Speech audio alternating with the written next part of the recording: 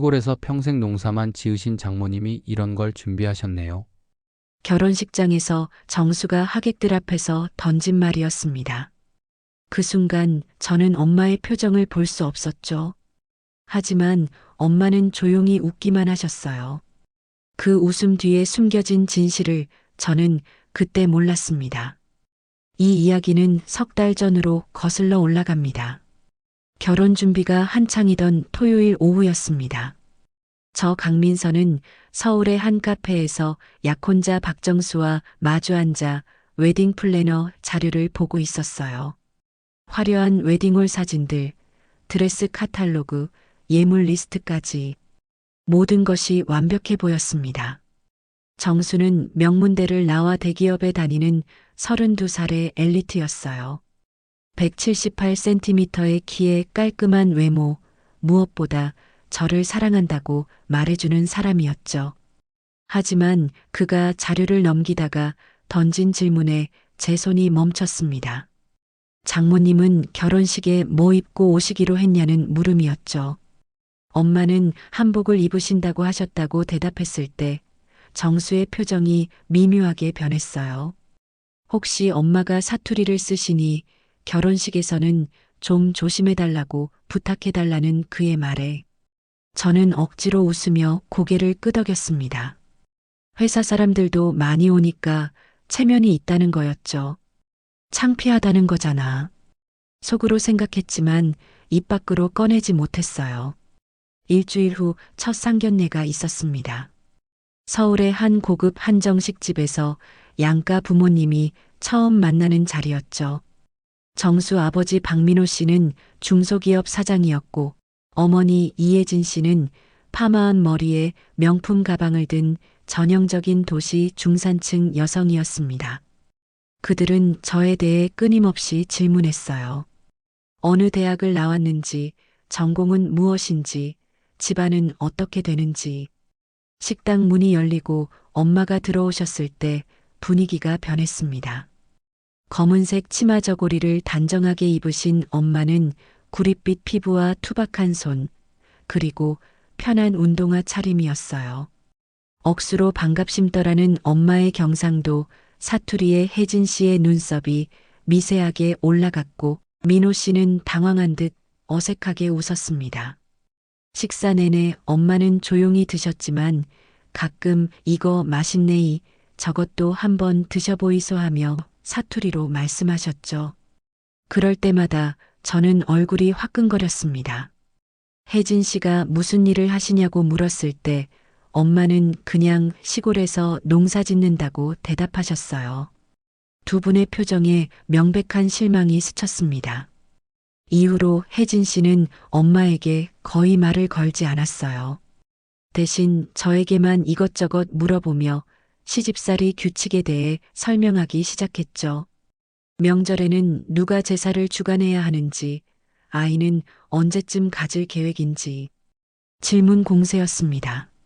상견례가 끝나고 엄마와 둘이서 지하철역으로 걸어갈 때였습니다. 저는 용기를 내어 물었어요. 혹시 서울 오실 일 있으면 표준어 좀 쓰려고 해달라고요. 순간 엄마의 걸음이 멈췄습니다. 저는 뒤돌아볼 수가 없었죠. 엄마는 알겠다고 신경 쓰겠다고 하셨지만 목소리가 달라져 있었어요. 그러더니 엄마가 물으셨습니다. 너 행복하냐고. 저는 대답하지 못했어요. 행복한가? 정말로? 집에 돌아온 후 저는 침대에 누워 천장을 바라봤습니다. 정수에게서 온 문자에는 장모님이 수수하긴 하지만 착한 것 같다는 말과 함께 다음엔 좀 더 세련된 옷을 입고 오시면 좋겠다는 내용이 있었죠. 저는 답장을 보내지 않고 엄마 사진첩을 펼쳤습니다. 어린 시절 사진 속 엄마는 항상 웃고 계셨어요. 아빠가 안 계셨지만 저를 위해 매일 밭에 나가고 시장에 나가며 악착같이 일하셨던 엄마. 가슴 한구석이 찢어지는 것 같았습니다. 내가 엄마를 부끄러워하고 있는 건가? 하지만 동시에 이런 생각도 들었어요. 그냥 이번만 넘기면 된다고, 결혼식만 무사히 끝나면 괜찮을 거라고. 저는 스스로를 합리화하며 눈을 감았습니다. 그날 밤 꿈속에서 엄마의 된장 항아리가 나왔어요. 시골집 장독대에 가지런히 놓인 30개의 항아리. 마지막 항아리를 열자 그 안에는 편지가 들어 있었습니다. 민서야, 엄마는 내가 엄마를 부끄러워해도 괜찮단다. 그저 내가 행복하면 그걸로 충분해. 꿈에서 깨어났을 때 베개가 젖어 있었습니다. 하지만 저는 엄마에게 전화하지 않았어요. 아직은 괜찮다고, 모든 게 잘 될 거라고 스스로를 다독이며 첫 번째 밤을 보냈습니다. 결혼 준비는 계속되었고 저와 엄마 사이에 보이지 않는 거리도 조금씩 멀어져 가고 있었습니다. 결혼식 날 아침이 밝았습니다. 호텔 스위트룸에서 눈을 뜬 저는 창문 너머로 쏟아지는 햇살을 바라봤어요. 30살 강민서, 인생에서 가장 중요한 날이었습니다. 메이크업을 받고 하얀 웨딩드레스를 입으며 저는 계속 생각했어요. 오늘만 잘 넘기면 된다고, 엄마도 조용히 계실 거라고. 오전 10시쯤 신부 대기실 문이 조심스럽게 열렸습니다. 검은색 치마 저고리를 단정하게 입으신 엄마였어요. 평소보다 화장을 하셔서 좀 낯설었지만 여전히 손은 투박했고 운동화를 신고 계셨죠.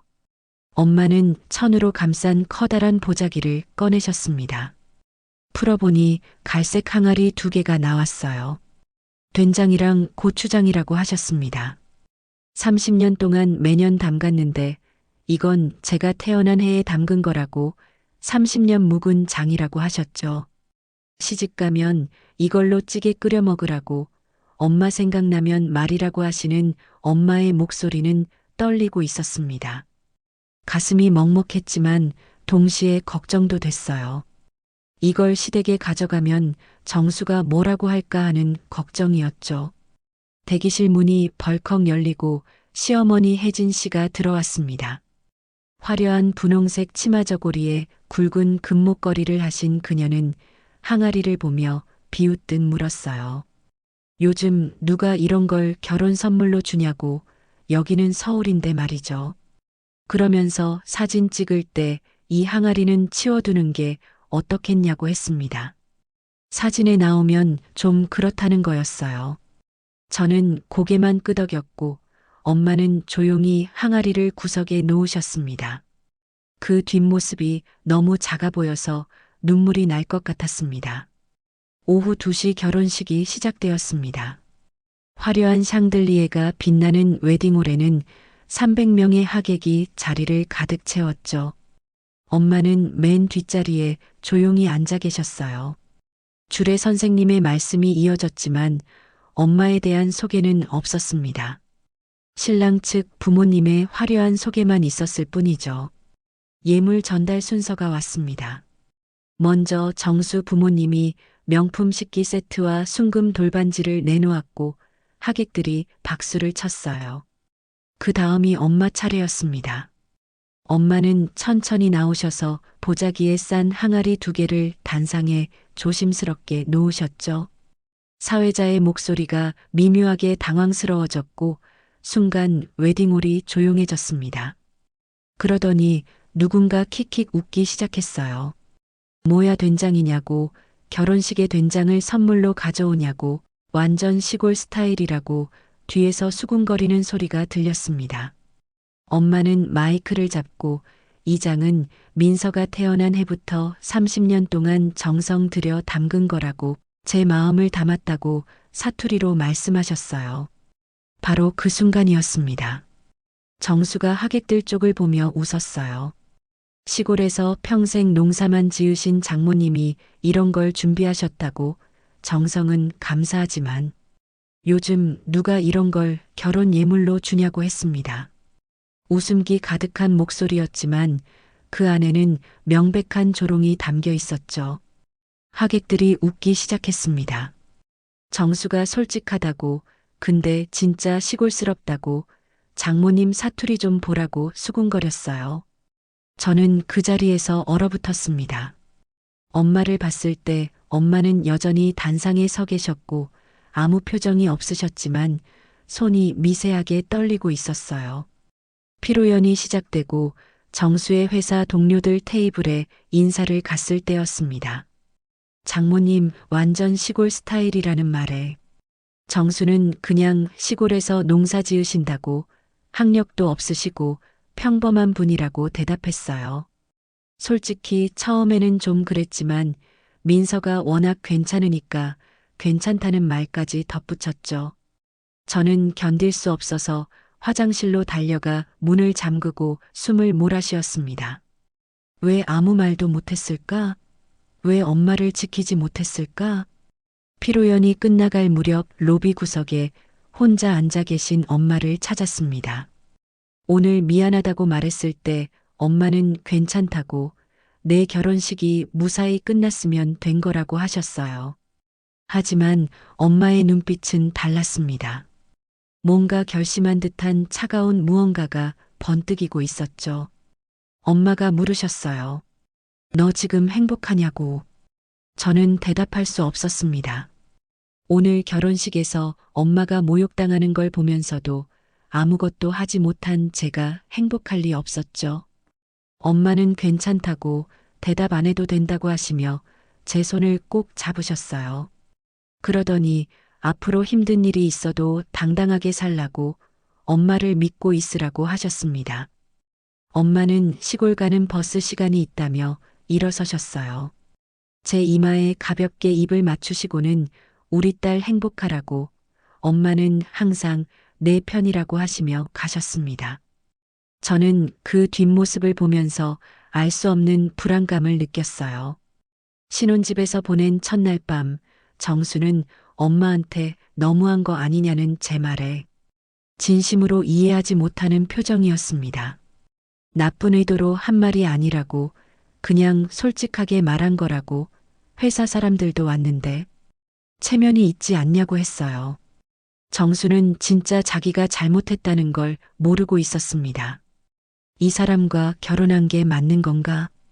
밤새 그 생각이 머릿속을 맴돌았습니다. 저는 몰랐어요. 이날 밤 엄마가 서울 강남의 한 빌딩 최상층으로 향하고 계신다는 것을, 그리고 거기서 무언가 큰 결심을 하실 거라는 것을. 결혼한 지 일주일이 지났습니다. 신혼집은 서울 강남의 작은 아파트였어요. 25평 남짓한 공간이었지만 새로운 시작처럼 느껴졌죠. 하지만 뭔가 이상했습니다. 정수는 출근할 때마다 오늘 회사 회식이 있다며 늦을 거라고 했어요. 어제도 회식이었다고 말하면 신혼인 거 다들 아니까 자꾸 축하해 준다고 그랬죠. 저는 혼자 저녁을 먹으며 엄마가 생각났습니다. 결혼식 이후로 엄마에게 전화를 못했어요. 용기가 나지 않았거든요. 결혼 2주일 후 처음으로 시댁에 인사를 갔습니다. 백화점에서 산 과일과 한우 선물 세트, 그리고 엄마가 보내신 된장과 고추장도 챙겼죠. 정수는 그거 꼭 가져가야 하냐며 우리끼리 먹자고 했지만 저는 시어머니께 드리고 싶었습니다. 시댁은 강남의 중형 아파트였어요. 혜진 씨는 과일과 한우에는 만족스러워했지만 제가 항아리를 꺼냈을 때 표정이 굳어졌습니다.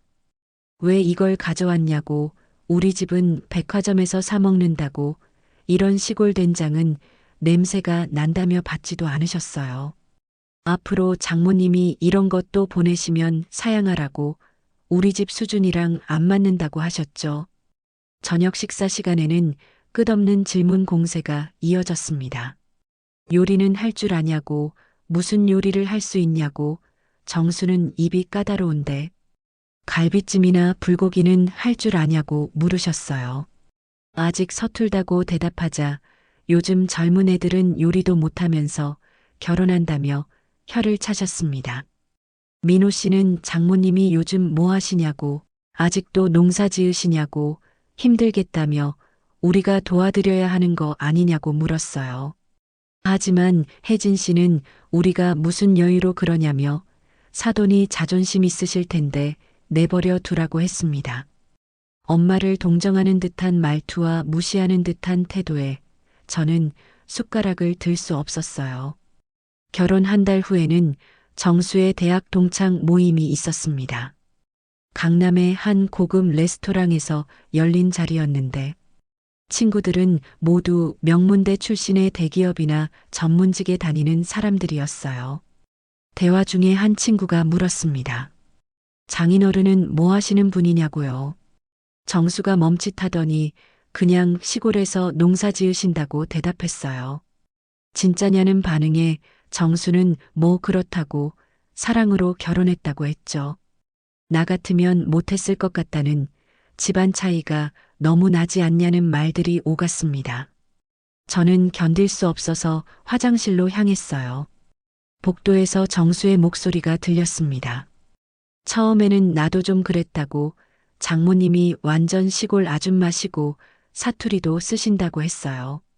그럼 왜 결혼했냐는 질문에 민서가 워낙 괜찮아서 그랬다고 얘는 서울에서 자랐고 교육도 잘 받았다고 했습니다.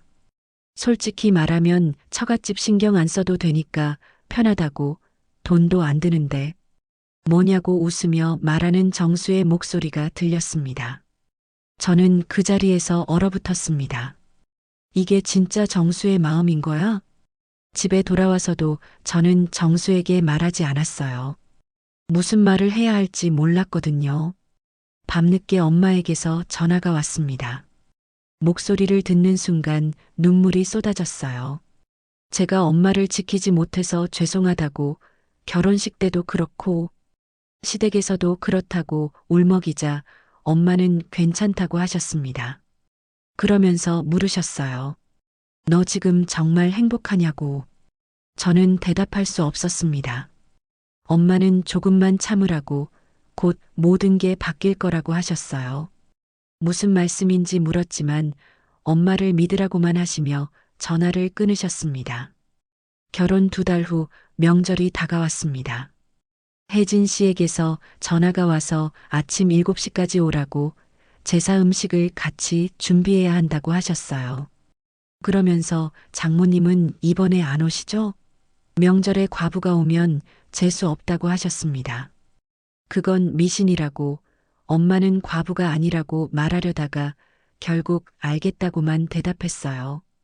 추석 당일 저는 새벽 6시에 일어나 7시까지 시댁에 갔습니다. 정수는 천천히 갈 거라며 친구 만나고 온다고 했죠. 저는 혼자 시댁에 도착해서 하루 종일 주방에서 일했습니다. 전을 부치고 나물을 무치고 국을 끓이고 설거지를 했어요. 정수는 오후 3시쯤 도착했는데 골프를 치고 온 것 같았습니다.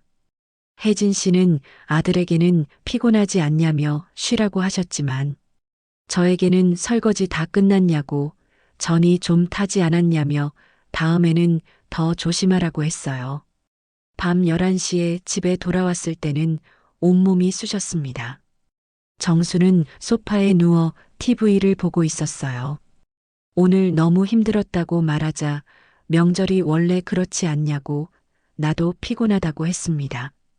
오빠는 오후에 와서 친구들이랑 놀았다고 하자. 그게 며느리 역할이라며 엄마가 힘드실까봐 내가 하는 거 아니냐고 했어요. 나는 사람이 아니냐고 나도 쉬고 싶다고 하자. 다른 집 며느리들도 다 그렇게 한다며 내가 유난 떠는 거라고 했습니다. 저는 더 이상 말하지 않고 침실로 들어가 문을 잠그고 엄마에게 전화했습니다. 힘들다고 제가 뭘 잘못한 걸까요? 왜 이렇게 힘들어야 하냐고 울었어요. 엄마는 한참 침묵하시다가 조용히 말씀하셨습니다. 이제 곧 모든 게 바뀔 거라고 일주일만 더 참으라고요. 전화를 끊고 저는 곰곰이 생각했습니다. 엄마가 뭔가 계획하고 계신 건지 하지만 그게 뭔지는 알 수 없었어요. 다만 한 가지는 확실했습니다. 저는 더 이상 이렇게 살 수 없다는 것, 그리고 엄마를 무시하는 이 사람들에게 대가를 치르게 하고 싶다는 것이었죠. 그날 밤 저는 처음으로 결심했습니다. 언젠가는 엄마를 지킬 거라고. 명절이 지나고 첫 번째 월요일 아침이었습니다. 평소처럼 회사에 출근한 저는 제 자리 앞에 낯선 여성이 서 있는 걸 발견했어요. 60대 정도 되어 보이는 분이었는데 고급스러운 트렌치 코트를 입고 명품 가방을 든 그녀는 제게 친근하게 웃어 보였습니다. 강민서 씨 맞으시냐고 자신은 김유진이라고 소개하며 잠깐 이야기를 나눌 수 있겠냐고 했죠. 1층 카페로 내려가 앉자마자 그녀가 명함을 건넸습니다. 프레시마트 대표이사 김유진. 전국에 2,000개 매장을 가진 대형 유통체인의 대표였어요. 어떻게 저를 찾아오셨냐고 물었을 때 그녀는 제 어머니 강순자 회장님과 30년 지기라고 대답했습니다. 회장님이요? 저는 되물었고 김유진 씨는 아직 모르시는구나 하며 태블릿을 꺼냈습니다. 화면에는 기사가 떠 있었어요. 자연의 그룹, 연매출 2조 원 돌파, 강순자 회장의 조용한 경영 철학이라는 제목이었죠. 기사 아래에는 엄마 사진이 있었는데 제가 아는 엄마가 아니었습니다. 양복을 입고 짧게 자른 머리에 자신감 넘치는 표정으로 서 있는 분이었어요. 이게 우리 엄마냐고 물었을 때 김유진 씨는 고개를 끄덕였습니다. 놀랍죠? 하며 30년 전 이야기를 시작하셨어요. 당시 엄마는 24살이었고 남편을 일찍 여의고 혼자 갓난아기를 키워야 했다고 했습니다. 그 아기가 바로 저였죠. 엄마는 저를 키우기 위해 뭐든 했다고 청소도 하고 식당 일도 하고 밭일도 했다고 했습니다. 그러다 30살에 작은 농장을 시작했다고 해요. 유기농 채소를 키우는 100평 남짓한 땅에서 시작했는데 엄마의 채소는 달랐다고 했습니다. 화학 비료 하나 안 쓰고 정성만으로 키운 채소는 맛이 달랐고 김유진 씨가 운영하던 작은 가게에서 팔았더니 고객들이 미쳐 날뛰었다고 했어요. 10년 후 엄마의 농장은 전국에 300개로 늘어났고 지금은 유기농 식품, 화장품, 레스토랑까지 운영하는 자연의 그룹이 됐다는 거였죠. 저는 믿을 수 없었습니다. 그런데 왜 엄마는 저한테 말씀 안 하셨냐고 물었어요. 김유진 씨는 엄마가 제가 돈 때문에 인생을 망치는 걸 원치 않았다고 했습니다. 재벌 집안 자녀들이 얼마나 많이 돈에 의지해서 방탕하게 사는지 보며 엄마는 제가 스스로 일어서기를 바랐다고요. 그래서 평범한 어머니로 살았고 매일 새벽 현장에 나가 직접 흙을 만지며 일하신다고 했습니다. 더 충격적인 건 그 다음이었습니다. 김유진 씨가 태블릿에 투자 계약서를 보여줬어요. 투자자는 자연의 그룹, 피투자 기업은 정수가 다니는 회사였습니다. 3년 전 회사가 부도 위기에 처했을 때 엄마가 500억 원을 투자했고 정수의 빠른 승진도 엄마가 회사 측에 요청한 거라고 했어요. 정수의 승진이 전부 엄마 덕분이었다는 거였죠. 엄마는 제가 진짜 사랑하는 사람을 만나길 바랐다고 합니다. 돈이나 배경이 아니라 진심으로요. 그래서 정수를 시험한 거라고 했어요. 가난한 농부의 딸로서 저를 대하는지 아니면 진짜 저를 사랑하는지 보려고요. 첫 상견례 때부터 엄마는 알고 계셨다고 합니다.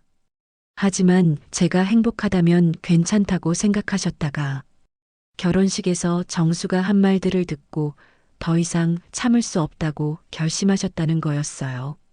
김유진 씨는 엄마가 저를 사랑하기에 이제 지키려고 한다고 말했습니다. 한 가지만 기억하라고 엄마는 세상에서 가장 강한 여성이고 저도 그렇다고 저는 강순자의 딸이니까요. 그날 저녁 집에 돌아온 저는 정수에게 말했습니다. 오늘 프레시마트 대표를 만났다고 우리 엄마 친구라고요. 정수의 표정이 굳어졌어요. 그리고 우리 엄마가 자연의 그룹 회장님이라고 하자 정수가 웃었습니다. 무슨 소리냐고 장모님이 회장이라고 그게 말이 되냐며 사기라고 했어요. 장모님이 회장이면 왜 말 안 했겠냐고 그렇게 촌스럽게 다니지도 않았겠다고 했습니다. 촌스럽다는 말에 저는 화가 났습니다. 엄마를 무시하지 말라고 했지만 정수는 나 언제 무시했냐고 그냥 사실을 말한 거라고 했어요. 저는 더 이상 말하지 않았습니다. 조금만 기다려. 곧 알게 될 거야. 내가 얼마나 큰 실수를 했는지. 그날 밤 엄마에게 전화했습니다. 오늘 김유진 이모를 만났다고 하자 잠시 침묵이 흘렀어요. 왜 말씀 안 하셨냐고 물었을 때 엄마는 제가 돈 때문에 상처받는 걸 원치 않았다고 제 자신의 힘으로 살아가는 사람이 되길 바랐다고 하셨습니다. 하지만 제가 힘들어하는 모습을 보는 게 견딜 수 없었다고요. 이제 엄마가 나설 거라고 저를 지킬 거라고 하셨습니다. 무슨 뜻이냐고 물었지만 곧 알게 될 거라고 조금만 기다리라고만 하시며 전화를 끊으셨어요. 저는 창밖을 바라봤습니다. 서울의 야경이 반짝이고 있었죠.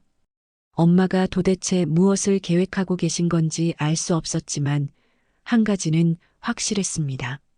30년 동안 혼자 싸워온 엄마, 저를 위해 모든 걸 숨기고 평범한 농부로 살아온 엄마가 이제 저를 지키기 위해 움직이신다는 것이었죠. 엄마, 저도 이제 강해질 거예요. 엄마를 지킬 거예요. 그렇게 다짐하며 새벽을 맞이했습니다. 금요일 아침이었습니다. 정수는 평소처럼 출근 준비를 하고 있었어요. 오늘 회사에서 중요한 회의가 있다며 저녁 늦을 거라고 했죠. 정수가 집을 나가고 저는 커피를 마시며 창밖을 바라봤습니다. 뭔가 불안한 예감이 들었어요. 그때 핸드폰이 울렸고 김유진 씨였습니다. 지금 뉴스를 켜보라고 빨리요. 저는 황급히 TV를 켰습니다. 화면에는 긴급 속보라는 자막이 떠 있었어요. 자연의 그룹이 오늘 오전 여러 중소기업에 대한 투자 중단을 발표했다는 내용이었습니다. 그 중에는 정수가 다니는 회사도 포함되어 있었고 연간 500억 원의 투자였죠. 자연의 그룹 측은 기업 가치와 맞지 않는 회사와는 더 이상 협력할 수 없다고 밝혔습니다. 화면이 바뀌었고 엄마가 나왔습니다. 하지만 제가 아는 엄마가 아니었어요. 깔끔한 양복을 입고 자신감 넘치는 표정으로 기자회견장에 서 계셨죠. 안녕하십니까? 자연의 그룹 회장 강순자입니다. 엄마의 목소리는 차분했지만 단호했습니다. 오늘 이 자리는 몇몇 기업과의 투자 중단을 공식 발표하기 위해 마련했다고 하시며 왜 투자를 중단하는지 설명하셨어요. 자연의 그룹은 진정한 가치를 추구하는 기업인데 일부 기업들은 철학과 맞지 않는 행동을 보였다고요. 사람을 차별하고 약자를 무시하고 겉모습만으로 판단하는 행동이라고 하셨습니다. 특히 한 기업의 경우 직원이 개인적으로 노동자를 경멸하는 발언을 여러 차례 했고 이는 자연의 그룹의 가치와 정면으로 배치된다고 말씀하셨죠. 저는 화면을 멍하니 바라봤습니다. 엄마가 정수 회사 이야기를 하고 계신 거였어요. 정수는 회사에 도착해서 동료들이 모여 수군거리는 걸 봤을 겁니다. 자연의 그룹에서 투자를 중단했다는 소식을 들었을 때 그는 믿을 수 없었겠죠. 뉴스를 검색했을 때 화면에 나온 엄마의 모습을 보며 저 사람이 장모님이라는 걸 알았을 때 그의 얼굴은 하얗게 변했을 겁니다. 사장실로 불려간 정수는 투자 중단 사유서를 받았을 거예요. 해당 기업 직원의 반복적인 차별 발언 및 노동 경시 태도로 인해 자연의 그룹의 기업 가치와 부합하지 않는다는 내용, 그리고 결혼식에서 장모를 공개적으로 모욕한 일, 친구들 앞에서 장모의 직업을 비하한 발언, 농업 노동자를 무시하는 발언들이 모두 기록되어 있었을 겁니다. 정수 때문에 회사가 망할 위기에 처했고 직원 300명이 일자리를 잃을 수도 있다는 말을 들었을 때 그는 고개를 들 수 없었겠죠. 정수는 비틀거리며 집으로 돌아왔습니다. 오전 11시, 평소 같으면 회사에 있을 시간이었어요. 문을 열자 저는 거실에 앉아 있었습니다. 다 봤다고 뉴스를 말이죠. 정수는 진짜 몰랐다고 장모님이 그런 분인 줄 몰랐다며 제발 엄마한테 연락해달라고 자기가 잘못했다고 전해달라고 했어요. 저는 물었습니다. 오빠는 뭘 잘못한 것 같냐고요. 정수는 장모님을 좀 무시한 거냐고 되물었고 저는 좀이라고 반문했습니다. 오빠는 결혼식에서 내 엄마를 모욕했고 친구들 앞에서 엄마를 무시했고 시댁에서도 엄마를 차별했다고 말했어요. 정수는 아기가 없었다고 진짜로 그랬다고 했지만 저는 아기가 없었다고 해서 괜찮은 거냐고 무심코 습관적으로 사람을 무시하는 게 당연한 거냐고 물었습니다. 그때 현관벨이 울렸고 시어머니와 시아버지였어요. 혜진 씨는 황급히 들어와서 이게 무슨 일이냐고 뉴스에 사돈이 나온다고 소리쳤습니다. 하지만 저는 그 모습이 우스웠어요. 명절 때 하신 말씀 기억하냐고 과부는 명절에 오면 안 된다고 하셨다고 그리고 된장 항아리는 냄새 난다고 거절하셨다고 말했습니다. 혜진 씨는 그건 몰라서 그런 거라고 오해라고 했지만 저는 오해가 아니라고 했어요. 어머님도 오빠도 다 똑같다고 사람을 겉모습으로만 판단하고 약자를 무시하고 돈과 학벌만 중요하게 생각하는 사람들이라고요. 민호 씨는 자기네 회사도 자연애랑 연간 50억 거래하고 있다며 만약 끊기면 큰일이라고 제발 장모님께 말씀 좀 전해달라고 했습니다. 결국 그들은 자기들 걱정만 하고 있었던 거예요. 저는 그들을 남겨두고 집을 나섰습니다. 엄마에게 전화해서 지금 가도 되냐고 물었고 회사로 오라고 하셨어요. 택시를 타고 강남으로 향했습니다.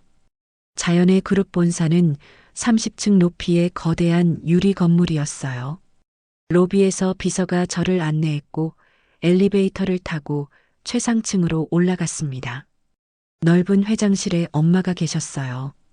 엄마는 일어나서 저를 안아주셨고 저는 그 품에서 울었습니다. 왜 말씀 안 하셨냐고 엄마가 혼자 이렇게 힘들게 사셨는데 말이죠. 엄마는 미안하다고 괜찮았다고 하셨습니다. 소파에 앉아 엄마는 말씀하셨어요. 왜 회사를 만들었는지 아냐고 돈을 벌려고 한 게 아니라 저 때문이었다고요.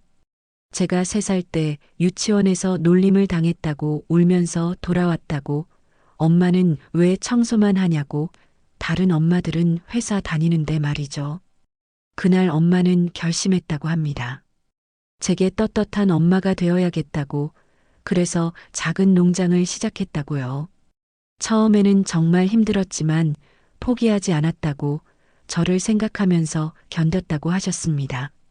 그런데 왜 저한테 말씀 안 하셨냐고 물었을 때 엄마는 제가 돈에 의지하는 삶을 살게 하고 싶지 않았다고 제 힘으로 살아가는 사람이 되길 바랐다고 그리고 진짜 저를 사랑하는 사람을 만나길 바랐다고 하셨어요. 이제 어떻게 하면 되냐고 물었을 때 엄마는 제가 결정해야 한다고 하셨습니다. 정수랑 계속 살고 싶으면 도와줄 거고 헤어지고 싶으면 그것도 지켜줄 거라고요. 다만 한 가지는 확실하다고 더 이상 제가 무시당하는 걸 보지 않을 거라고 저는 강순자의 딸이니까 당당하게 살아야 한다고 하셨습니다. 그날 저는 결심했습니다. 더 이상 숨지 않겠다고 엄마를 그리고 저 자신을 지키겠다고요. 엄마와의 만남을 끝내고 집으로 돌아왔을 때는 저녁 6시였습니다. 문을 열자마자 이상한 분위기가 느껴졌어요. 거실에는 정수와 시댁 식구들뿐만 아니라 낯선 사람들까지 모여 있었죠. 혜진 씨가 억지 미소를 지으며 이분들은 변호사님들이라고 소개했습니다. 앉으라는 말에 저는 천천히 소파에 앉았어요. 민호 씨가 먼저 입을 열었습니다. 우리 가족이 오늘 큰 충격을 받았다고 강 회장님이 그런 분인 줄 몰랐다고 했어요. 솔직히 배신감이 든다고 왜 미리 말씀 안 하셨냐고 했습니다. 그건 저희 가족 사정이라고 대답하자 혜진 씨가 목소리를 높였어요. 이건 사기라고. 부자 집안 딸이면서 가난한 척하고 우리한테 시집와서 동정받았다고요. 그때 변호사 중 한 명이 서류를 꺼냈습니다. 혼인 무효 소송 청구서였어요. 제가 중대한 사실을 숨기고 결혼했으니 이 결혼은 무효라는 거였죠. 집안 재산과 어머니의 신분을 숨겼다는 이유였습니다. 만약 재산이 많은 집안 딸이라는 걸 알았다면 혼전 계약서를 썼을 거라고. 하지만 저는 그걸 숨겼다고 했어요. 정수가 입을 열었습니다. 나도 힘들다고, 회사에서 잘릴 것 같다고, 쟤 때문이라고요. 제가 진실을 말했으면 이런 일이 없었을 거라고. 자기는 제가 평범한 집안 딸인 줄 알고 결혼했는데 알고 보니 재벌 딸이었다며 속았다고 소리쳤습니다.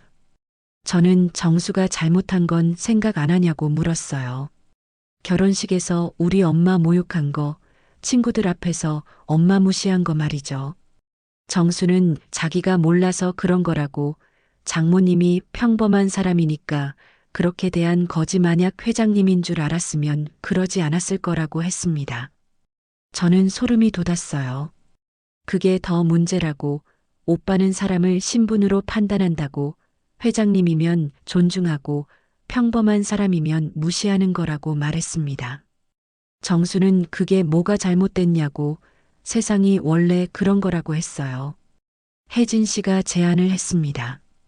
혼인 무효 소송을 취하할 테니 대신 엄마께 투자를 재개해달라고 말씀드려달라는 거였어요. 민호 씨도 자기네 회사도 자연애랑 거래를 확대해달라고 했습니다. 그게 안 되면 어떻게 되냐고 물었을 때 혜진 씨는 혼인 무효 소송을 진행하고 언론에 제보할 거라고 했어요. 재벌 딸이 신분 숨기고 결혼했다가 남편 회사 망하게 만들었다고요. 바로 그 순간 제 핸드폰에 뉴스 알림이 여러 개 떴습니다. 자연의 그룹 회장 딸 신분 숨기고 결혼, 남편 측 충격이라는 제목들이었어요. 기사에는 제 사진과 함께 왜곡된 내용이 가득했습니다. 강민서 씨는 자신이 재벌 2세임을 숨기고 평범한 직장인과 결혼했고 남편과 시댁 식구들은 최근에서야 이 사실을 알게 됐다는 내용이었죠. 특히 강 회장이 사위의 회사에 대한 투자를 중단하면서 수백 명의 직원이 일자리를 잃을 위기에 처했다는 비판까지 있었습니다. 이건 거짓말이라고 소리쳤지만 혜진 씨는 사실이라고. 제가 신분 숨긴 거 맞고 우리가 피해본 것도 사실이라며 자기네 변호사가 언론사에 알렸다고 했어요. SNS에는 악플이 폭주하고 있었습니다. 재벌이면 처음부터 말하지 그랬냐고. 신분 숨기고 결혼한 거 사기 맞다고. 저 여자 때문에 수백 명이 일자리 잃는다며 이기적이라고 했어요. 변호사는 지금 여론은 자기네 쪽이라고. 제가 잘못했다고 생각하는 사람이 더 많다고 했습니다. 제 핸드폰이 울렸고 엄마였어요. 괜찮냐고 물으시는 엄마께 저는 어떻게 해야 하냐고 물었습니다. 지금 어디냐고 물으시기에 집인데 시댁 식구들이랑 변호사들이 여기 있다고 대답했어요. 엄마는 아무 말하지 말라고 지금 간다고 하셨습니다. 30분 후 현관벨이 울렸고 엄마가 계셨습니다. 하지만 혼자가 아니었어요. 김유진 씨와 여러 명의 사람들이 함께 있었죠. 민호 씨가 비굴하게 웃으며 인사했지만 엄마는 거들떠보지도 않으셨습니다. 엄마는 저를 꼭 안아주시며 힘들었냐고 물으셨고 저는 눈물이 쏟아졌어요. 엄마는 천천히 시댁 식구들을 돌아보셨습니다. 그 눈빛은 얼음처럼 차가웠어요. 혜진 씨가 앉으라고 했지만 엄마는 서 계셨습니다. 앉을 필요 없다고, 오래 있을 생각도 없다고요. 민호 씨가 오해가 있었던 것 같다며 말을 시작했지만 엄마가 손을 들어 막으셨어요. 무슨 오해냐고 계속하라고요. 혜진 씨는 엄마가 신분을 숨기셨다고 자기네도 피해자라고 했습니다. 엄마가 웃었어요. 하지만 그 웃음에는 온기가 없었습니다. 제가 신분을 숨긴 건 제 딸을 지키기 위해서였다고, 진짜 딸을 사랑하는 사람을 찾기 위해서였다고 하셨어요. 하지만 당신들은 어땠냐고, 제 딸에게 어떻게 했냐고 물으셨습니다. 명절에는 혼자 일만 시켰고, 과부는 명절에 오면 안 된다고 했고, 엄마가 정성 들여 만든 된장은 냄새난다며 거절했다고, 그리고 정수는 결혼식에서 저를 모욕했고, 친구들 앞에서 저를 무시했고, 제 딸이 울고 있는데 아무것도 하지 않았다고 하셨습니다. 김유진 씨가 서류 가방을 열었어요. 여기 있는 건 박정수 씨 회사의 탈세 증거이고 민호 씨 회사의 횡령 기록이라고, 그리고 정수가 회사에서 저지른 성희롱 사건 피해자 진술서라고 했습니다. 엄마는 만약 계속 언론 플레이하고 제 딸을 괴롭히면 이 모든 걸 검찰에 넘길 거라고 하셨어요. 그러고는 저를 보시며 물으셨습니다. 이제 선택하라고. 이 사람들이랑 계속 살 거냐 아니면 엄마랑 새로 시작할 거냐고요. 저는 방안을 둘러봤습니다. 정수, 혜진 씨, 민호 씨, 변호사들 모두가 저를 바라보고 있었어요. 하지만 제 선택은 정해져 있었습니다. 엄마, 저 이혼할래요. 제 입에서 나온 말에 저 자신도 놀랐지만 후회는 없었습니다. 오히려 시원했죠. 정수가 소리쳤어요. 지금 무슨 소리냐고. 자기는 제 남편이고 결혼한 지 고작 석 달밖에 안 됐다고요. 저는 차분하게 대답했습니다. 알지만 이 석 달이 저한테는 성령 같았다고요. 혜진 씨가 진정하라고, 이건 충동적인 결정이라고 했지만 저는 고개를 저었습니다. 아니라고, 오히려 지금이 제 인생에서 가장 정신이 또렷하다고요. 정수는 왜 갑자기 이러냐고 물었고, 저는 갑자기가 아니라고 대답했습니다. 오빠는 진짜 모르냐고, 제가 왜 힘들었는지요. 정수는 최선을 다했다고, 저를 사랑했다고 했습니다. 저는 쓴웃음을 지었어요. 사랑이요? 오빠가 사랑한 건 저였냐고, 아니면 오빠가 만든 완벽한 가정이라는 이미지였냐고 물었습니다. 오빠는 결혼식 날부터 제 엄마를 무시했고, 친구들 앞에서 엄마를 조롱했고, 시댁에서도 엄마를 차별했다고, 그리고 오빠는 저를 제대로 본 적이 없다고, 그저 순종적인 며느리 집안일 잘하는 아내 그런 틀에 저를 맞추려고만 했다고 말했어요. 저는 사람이라고, 틀이 아니라고요. 그리고 가장 견딜 수 없었던 건 오빠가 엄마가 회장이라는 걸 알고 나서야 후회한다는 거였습니다. 만약 엄마가 평범한 농부였다면 오빠는 그냥 무시했겠죠. 하지만 회장이니까 이제 와서 사과하는 거라고, 그게 바로 오빠의 본 모습이라고 말했습니다. 혜진 씨가 너무 심하다고 소리쳤어요. 정수가 잘못한 건 인정하지만 이혼까지 할 일이냐고요. 저는 어머님도 똑같다고 대답했습니다. 어머님은 저를 며느리가 아니라 가정부처럼 대했고, 명절에는 혼자 일만 시키셨고, 제 엄마를 무시했다고, 가리고 지금도 마찬가지로 엄마가 회장이라는 걸 알고 나서야 태도가 바뀌셨다고요. 몰랐다는 게 변명이 되냐고 물었습니다. 사람은 신분이나 돈으로 판단하면 안 된다고, 그 사람의 진심과 인품으로 봐야 한다고 말했어요. 민호 씨가 그래도 가족이라며 애원했지만 저는 가족이 이렇게 대하냐고 되물었습니다. 엄마가 앞으로 나서셨습니다. 왜 신분을 숨겼는지 아냐고 물으시며 제 딸이 진짜 사랑을 찾길 바랐기 때문이라고, 돈이나 배경이 아니라 진심으로 딸을 아껴줄 사람을 찾길 바랐다고 하셨어요. 하지만 당신들은 어땠냐고, 딸이 가난한 집안 출신이라고 생각하니까 무시하고 깔보고 차별했다고요. 그리고 지금은 엄마가 회장이라는 걸 알고 나서는 굽신거리고 비굴하게 빌고 있다고, 이게 바로 당신들의 본 모습이라고 말씀하셨습니다. 혜진 씨가 울먹이며 잘못했다고, 인정한다고, 한 번만 기회를 달라고 했어요. 엄마는 냉소를 지으셨습니다. 기회요?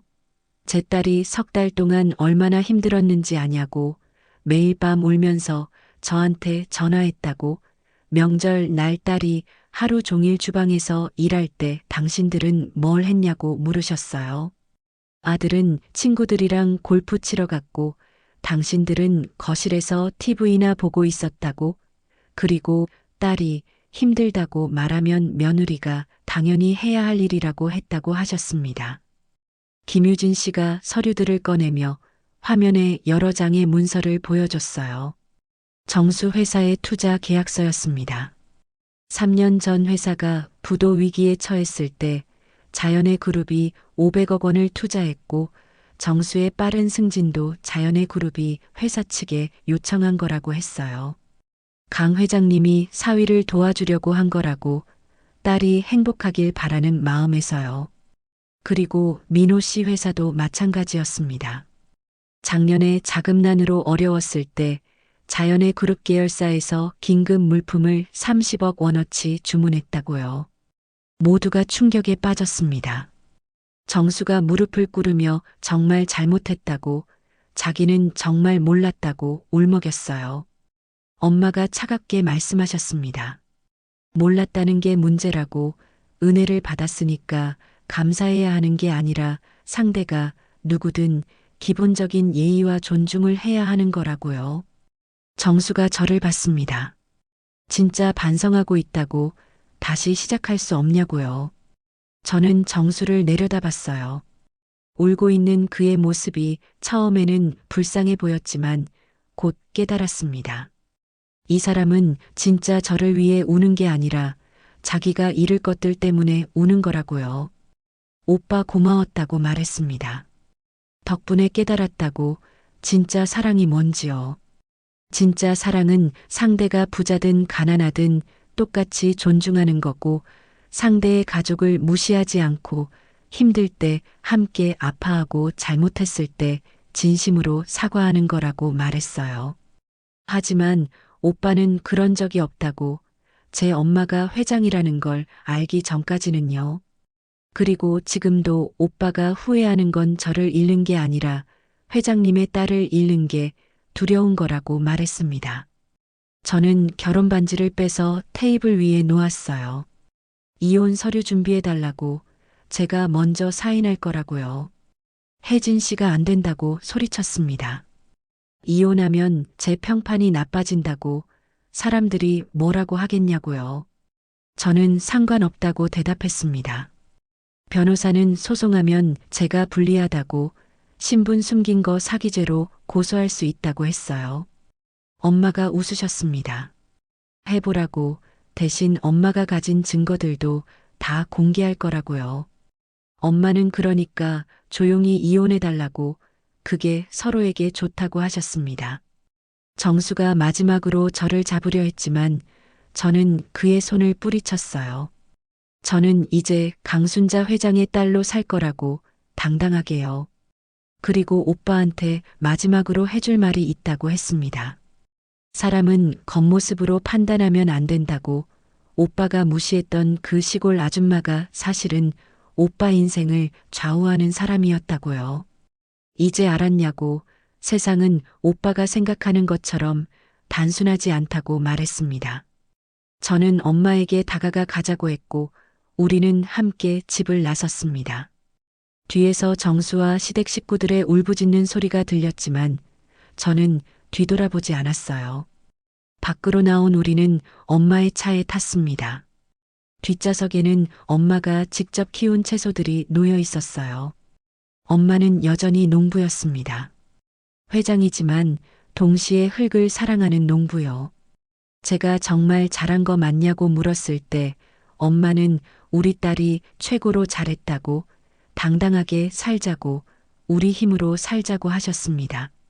그날 밤 저는 엄마의 시골 농장에서 잠들었습니다. 30년 묵은 된장 항아리가 있는 곳에서요. 꿈속에서 저는 웃고 있었습니다. 진짜로 행복한 미소를요. 이혼 서류에 도장을 찍은 지 6개월이 지났습니다. 저 강민서는 지금 엄마의 시골 농장에서 살고 있어요. 서울의 화려한 아파트 대신 흙냄새 나는 오래된 한옥에서 말이죠. 아침 5시 알람이 울렸지만 이미 제 눈은 떠져 있었습니다. 요즘은 알람 없이도 새벽에 자연스럽게 깨는 습관이 생겼거든요. 엄마 목소리가 부엌에서 들렸고 저는 편한 작업복으로 갈아입고 부엌으로 갔어요. 엄마는 벌써 아침밥을 차리고 계셨죠. 오늘도 농장 나갈 거냐고 물으시기에 네, 오늘은 상추 수확하는 날이라고 대답했습니다. 엄마가 웃으시며 우리 딸 이제 완전히 농부 다 됐다고 하셨어요. 아침을 먹고 농장으로 향했습니다. 300명의 직원이 일하는 거대한 유기농 농장이었죠. 하지만 엄마와 저는 여전히 매일 현장에 나갑니다. 직원들이 회장님, 사모님 안녕하세요 하고 인사했고 저는 밝게 웃으며 인사했어요. 사모님. 처음에는 이 호칭이 어색했지만 이제는 자연스러워졌습니다. 엄마가 저쪽 상추밭 좀 봐달라고 하셔서 장갑을 끼고 상추밭으로 갔습니다. 햇살이 눈부신 아침이었어요. 흙을 만지고 채소를 수확하고 땀을 흘리는 일상. 서울에서 사무실에 앉아 일하던 때와는 완전히 달랐지만 저는 행복했습니다. 진짜로요. 오후에는 회사 본사로 향했습니다. 저는 지금 자연의 그룹의 이사로 일하고 있어요. 엄마를 도와 회사를 운영하는 거죠. 비서가 이번 분기 실적 보고서를 건네줬고 회의실에서 임원진들과 회의를 했습니다. 신제품 라인에 대한 의견을 물어서 소비자들이 진정성을 원한다고 화려한 마케팅보다는 진짜 좋은 제품을 만드는 게 우선이라고 말했어요. 임원들이 고개를 끄덕였습니다. 회의가 끝나고 김유진 이모를 만났습니다. 요즘 어떠냐고 물으시기에 괜찮다고 오히려 재미있다고 대답했어요. 이모가 태블릿을 보여주시며 요즘 정수 소식 들었냐고 물으셨습니다. 궁금하지도 않다고 했지만 이모는 그래도 한번 들어보라며 기사를 보여주셨어요. 전 자연의 투자 기업 직원 사회봉사 활동 시작이라는 제목이었습니다. 정수가 요양원에서 어르신들 돌보는 일을 하고 있다고 주말마다요. 그리고 회사도 작은 중소기업으로 옮겼는데 연봉은 반 토막 났지만 열심히 일한다고 했어요. 변했나 보다고 말하자 이모는 사람은 변할 수 있나 보다고 물론 완전히 변했는지는 모르겠지만 하셨습니다. 혜진 씨도 요즘 많이 변했다고 했어요. 복지관에서 자원봉사한다고요.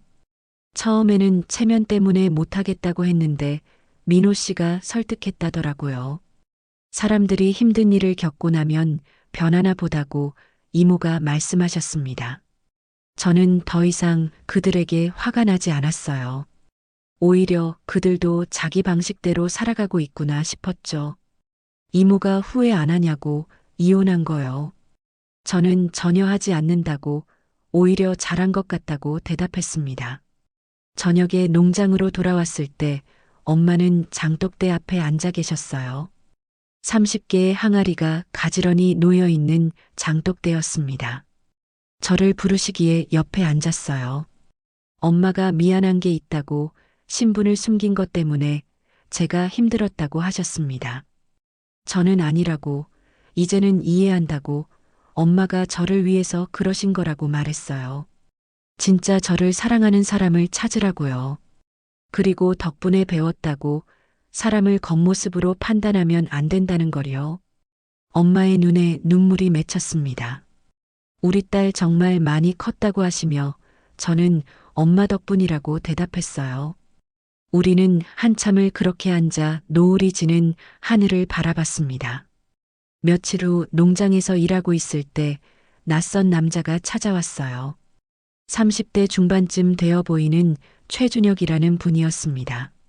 수수한 차림이었지만 눈빛이 맑았죠. 여기서 일하고 싶어서 왔다고 했어요.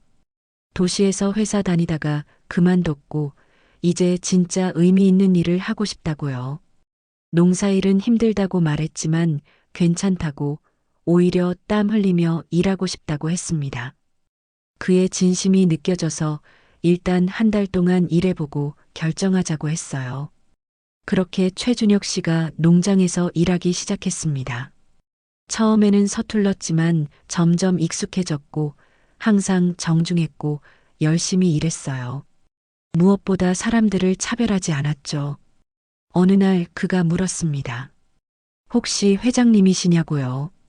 아니라고, 이사이고 엄마가 회장이라고 대답했어요.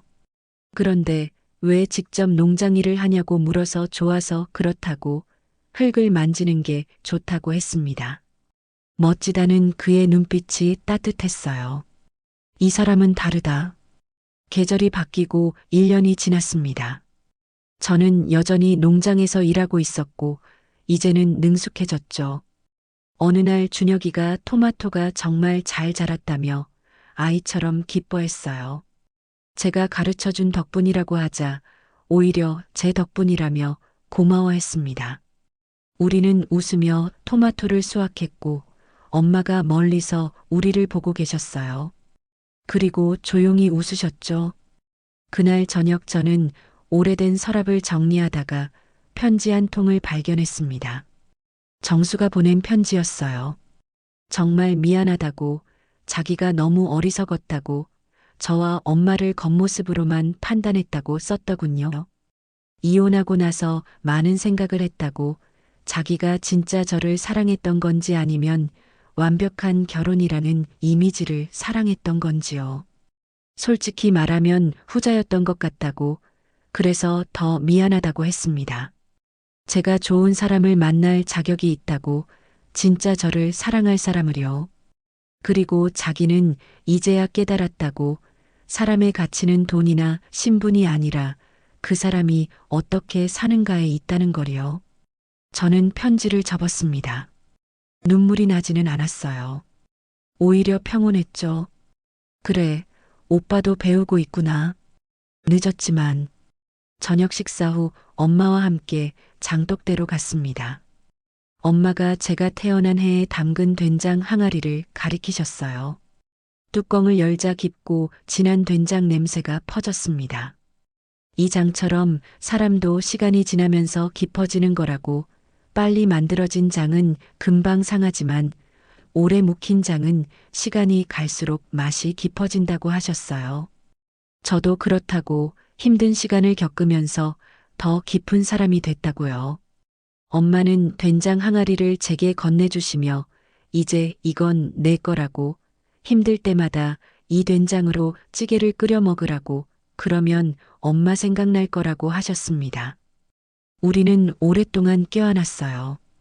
다음 날 아침 저는 평소처럼 새벽 5시에 일어나 농장으로 향했습니다. 준혁이가 이미 와 있었죠. 오늘 날씨가 좋아서 일찍 와서 일하고 싶었다고 했어요. 우리는 함께 농장 일을 시작했습니다. 햇살이 따뜻하게 내리쬐는 아침이었어요. 준혁이가 물었습니다. 민서 씨는 행복하냐고요. 갑작스러운 질문이었지만 저는 주저하지 않고 대답했습니다. 네, 정말 행복해요. 다행이라며 웃는 그의 미소가 참 따뜻했어요. 어쩌면 이 사람과, 아니, 천천히 가자. 서두르지 말고. 1년 반이 지난 지금 저는 이렇게 말할 수 있습니다. 이혼은 제 인생 최고의 선택이었다고요. 엄마가 회장이라는 사실을 알게 된 것도, 시댁의 차별을 경험한 것도 모든 게 저를 성장시켰습니다. 이제 저는 압니다. 사람의 가치는 돈이나 신분이 아니라 그 사람의 진심과 인품에 있다는 것을, 그리고 진짜 사랑은 상대가 누구든 똑같이 존중하는 것이라는 거요. 엄마는 여전히 매일 새벽 농장에 나가십니다. 연매출 2조 원 기업의 회장이지만 동시에 흙을 사랑하는 농부이시죠. 저도 엄마를 닮아가고 있습니다. 회사 이사이지만 동시에 매일 흙을 만지는 농부로요. 이것이 제가 선택한 삶입니다. 당당하고 진실하고 행복한 삶. 엄마가 가르쳐 주신 것처럼 저는 제 뿌리를 잊지 않으며 살아갑니다. 오늘도 된장 항아리 앞을 지나가며 생각합니다. 엄마 고마워요. 저를 이렇게 키워주셔서. 그리고 사랑해요. 해가 뜨고 새로운 하루가 시작됩니다. 오늘도 저는 당당하게 행복하게 살아갑니다. 강순자의 딸 강민서로서요. 여러분도 혹시 겉모습만 보고 사람을 판단했다가 후회한 경험이 있으신가요? 이 이야기가 여러분에게 작은 위로와 용기가 되었기를 바랍니다. 사람은 누구나 존중받을 자격이 있습니다. 직업이 무엇이든 얼마를 버든 어디 출신이든요. 진짜 중요한 건 그 사람의 진심과 인품입니다. 구독과 좋아요 부탁드립니다.